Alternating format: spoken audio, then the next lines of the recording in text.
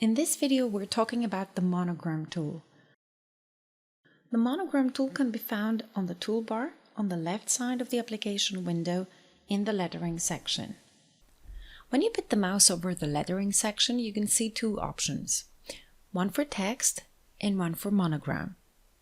In this video, we'll present the monogram tool. The text tool is explained in another video. When you start the monogram tool, this dialog appears and you can customize all the monogramming options. The dialog always comes with the setting of the last created monogram. If you move the wizard dialog, you can see a preview of the created monogram. First, you need to type the monogram characters. Then you can define the size, type the width and height, and make it either proportional or not. For the text of the monogram, you can select any font you like. This drop-down menu lists all the fonts that are available on the computer.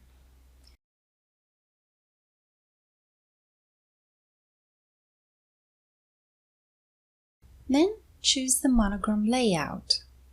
From this drop-down list, you can select among the available arrangements for the letters.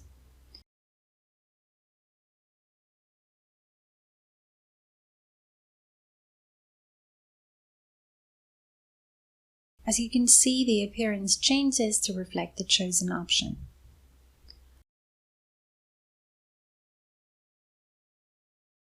Finally, you can choose a frame for the monogram. There are mainly three types of frames. The first type is border.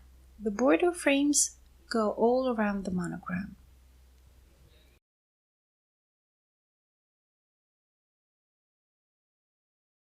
The next type is corners. The selected shape is applied only on the corners of the monogram.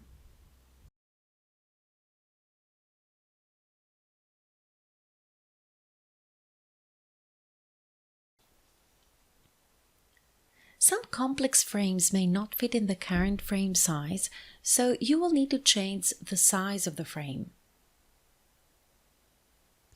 When you select a corner frame, you can also select to which corners you want to place the frame.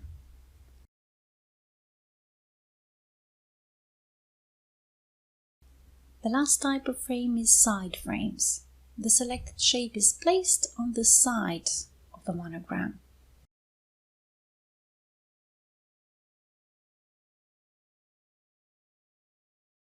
Again, here you can select on which sides the frame will be placed.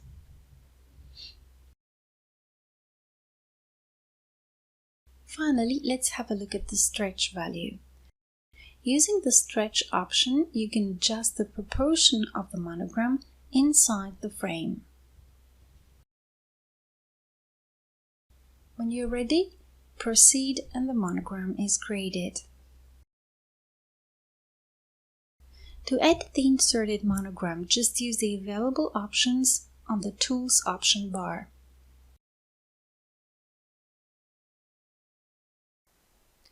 You can further edit the monogram using the Edit Nodes mode, but this is presented in a separate video.